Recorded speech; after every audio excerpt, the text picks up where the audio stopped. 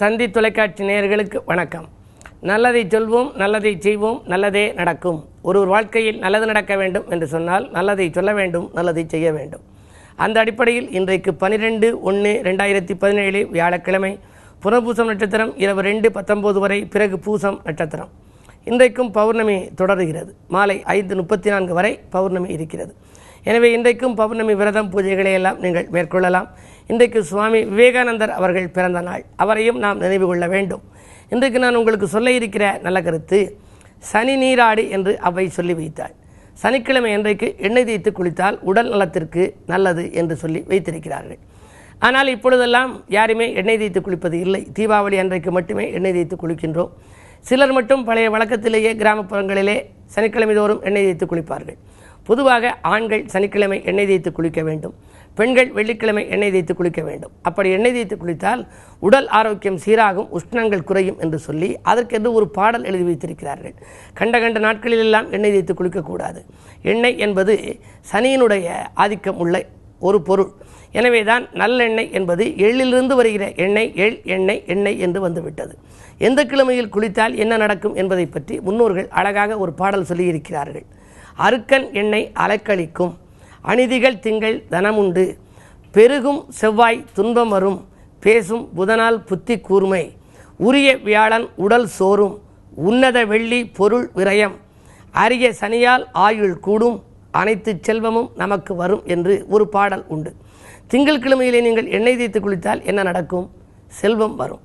ஞாயிற்றுக்கிழமையிலே எண்ணெய் தேய்த்து குளித்தால் அலக்களித்து போகும், பல காரியங்கள் எல்லாம் தடையாக போய்விடுமாம். செவ்வாய்க்கிழமை இன்றைக்கு எண்ணெய் தேய்த்து குளித்தால் மிகுந்த துன்பம் வந்து விடுமாம்.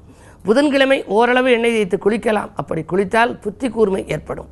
வியாழக்கிழமை இன்றைக்கு கண்டிப்பாக எண்ணெய் தேய்த்து குளிக்கக்கூடாது, உடல் சோர்வு ஏற்படும். வெள்ளிக்கிழமை இன்றைக்கு இருந்தால் கூட விரயங்கள் ஏற்படும் என்கிறார்கள். இருந்தாலும் பெண்கள் குளிக்கலாமாம். சனிக்கிழமை இன்றைக்கு எண்ணெய் தேய்த்து குளித்தால் ஆயுளும் விருத்தியடையும், அது மட்டுமல்ல அனைத்து செல்வங்களும் வரும் என்கிறார்கள். சாதாரணமாக வெறும் எண்ணெயை மட்டும் தேய்த்து குளிக்கக்கூடாது. நல்லெண்ணெயை கொஞ்சம் சூடாக்கி அதிலே மிளகு, ஜீரகம், வெற்றிலை, வெள்ளைப்பூண்டு எல்லாம் போட்டு கொஞ்சம் ஊற வைக்க வேண்டும். அதை சுட வைக்க வேண்டும். சூடாக்கிய பின்னால் இளம் சூட்டி அதை எடுத்து அதற்கு பின்னாலே அதை தடவிக்கொள்ள வேண்டும். தடவிக்கொண்ட பின்னாலே கொஞ்சம் சார வைத்து கொள்ள வேண்டும். எண்ணெய் மேனியோ வண்ணமேனியோ என்பார்கள்.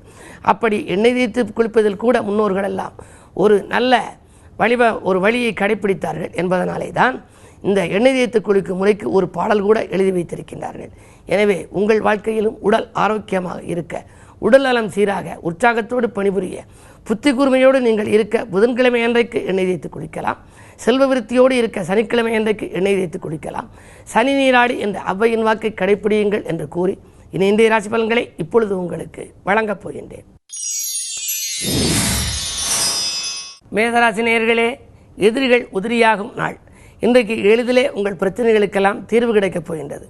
குரு பகவான் இன்றைக்கு உங்கள் ராசிக்கு 2ஆம் இடத்தை பார்ப்பதால் குடும்ப பிரச்சனைகள், குடிகட்டி பறந்த குடும்ப பிரச்சனைகள் எல்லாம் படிப்படியாக நல்ல முடிவுக்கு வரும். அரசியல்வாதிகளின் அனுகூலத்தோடு ஒரு நல்ல காரியம் ஒன்றை செய்து முடிப்பீர்கள். 8லே சனி இருப்பதால் ஆரோக்கிய தொல்லை ஏற்பட்டாலும் கூட உடனடியாக அது சரியாகிவிடும். இந்த நாள் உங்களுக்கு ஒரு நல்ல நாளாகவே கருதலாம். ரிஷபராசி நேயர்களே, உங்களுக்கு எதிர்கால சிந்தனைக்கு வெற்றிகள் கிடைக்கும் நாள். இன்றைக்கு எடுத்த முடிவுகளை எல்லாம் நீங்கள் அலசி ஆராய்ந்து செய்வது நல்லது.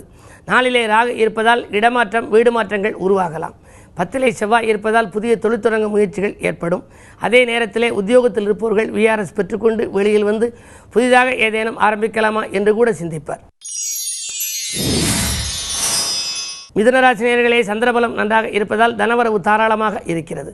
வீடு இடம் வாங்கும் முயற்சியில் ஆர்வம் காட்டுவீர்கள். நண்பர்களின் ஒத்துழைப்பு நல்ல விதமாக இருக்கும். புது ஆயத்திய யோகம் இருப்பதால் கல்விக்காக எடுத்த முயற்சி, கலைக்காக எடுத்த முயற்சி வெற்றி பெறும். நிதிநிலை உயர்ந்து நிம்மதி காணும் நாளாக கருதலாம்.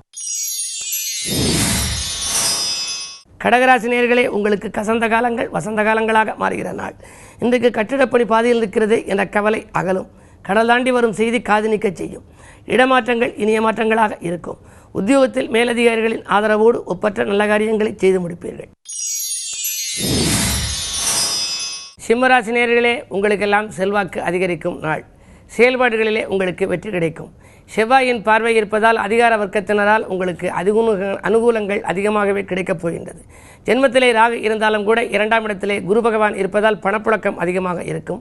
பாராட்டு மழையில் நனையப் போகின்றீர்கள். புத்தாண்டு உங்களுக்கு ஒரு பொன்பொருள்களை வழங்கும் விதத்திலே ஒரு புதிய திருப்பங்களை எல்லாம் கொடுக்கப் போகின்றது. இந்த நாளை இனிய நாளாக நீங்கள் அமைத்துக்கொள்ள குரு பகவான் வழிபாட்டை மேற்கொள்ளுங்கள். கன்னிராசி நேயர்களே, கடமையில் கண்ணும் கருத்துமாக இருக்கும் நாள். இன்றைக்கு புதிய திருப்பங்கள் உங்களுக்கு வந்து சேரப்போகின்றது. விஐபிக்கள் வீடு தேடி வந்து உதவிக்கரம் நீட்டுவார்கள். பயணங்களால் உங்களுக்கு பலன் கிடைக்கும். நேற்றைய பிரச்சனை இன்று நல்ல முடிவுக்கு வரலாம். நிகழ்கால தேவைகள் பூர்த்தியாகும் நாளாகவே இந்த நாளை கருதலாம்.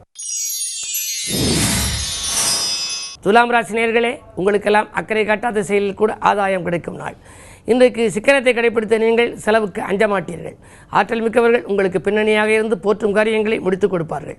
பயணங்களால் உங்களுக்கு பலனுண்டு. பக்குவமாக பேசி காரியங்களையும் சாதித்துக் கொள்ளும் நாளாகவே இந்த நாளை கருதலாம். விருச்சிக ராசினியர்களே, உங்களுக்கெல்லாம் சந்திராஷ்டமம். எது செய்தாலும் யோசித்து செய்ய வேண்டிய நாள். விரோதங்கள் விட்டுக் கொடுத்து செல்லுங்கள். விரயங்கள் அதிகரிக்கத்தான் செய்யும். சனியினுடைய ஆதிக்கம் மேலோங்கி இருப்பதால் ஆரோக்கிய தொல்லையும் ஏற்படலாம். எனவே என்ன இருந்தாலும் இன்றைக்கு அருகில் இருப்பவர்களின் அனுசரிப்பு உங்களுக்கு தேவை. பொறுமையை கடைபிடித்து பெருமை காண வேண்டிய நாள் என்று கூட கருதலாம். தனுசு ராசி நேயர்களே, உங்களுக்கு நினைத்தது நிறைவேறுகின்ற நாள். நீடித்த நோயிலிருந்து நிவாரணம் பெறுவீர்கள். நிம்மதிக்காக நீங்கள் ஆலயத்தை நோக்கியும் அடியெடுத்து வைப்பீர்கள். சூரிய பலம் நன்றாக இருப்பதால் அரசியல் அனுகூலங்கள் உண்டு. ஆடை ஆபரண சேர்க்கை உண்டு. விலையுயர்ந்த பொருட்களை வாங்குவதில் கவனம் செலுத்துவீர்கள். தங்கம் வெள்ளி போன்றவற்றை கூட வாங்குவதிலே தனி கவனம் செலுத்தும் நாளாக இந்த நாள் அமைகின்றது. மகர ராசி நேயர்களே, உங்களுக்கு மகத்துவம் அதிகரிக்கும் நாள். பிரபலமானவர்களின் சந்திப்பால் பிரச்சனைகளிலிருந்து நீங்கள் விடுபடுவீர்கள். குடும்ப முன்னேற்றம் கருதி எடுத்த முயற்சிகளில் வெற்றி உண்டு. கூடுதல் லாபம் தொழிலிலே கிடைக்கும்.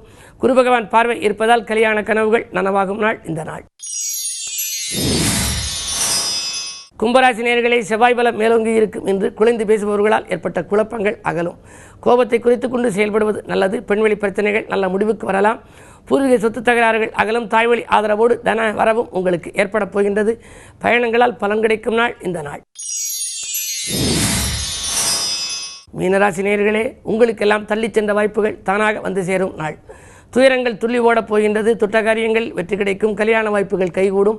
6ஆம் இடத்து ராகு அஷ்டலட்சுமி யோகத்தை வழங்குவதால் எதிர்பாராத பணவரவும் உண்டு.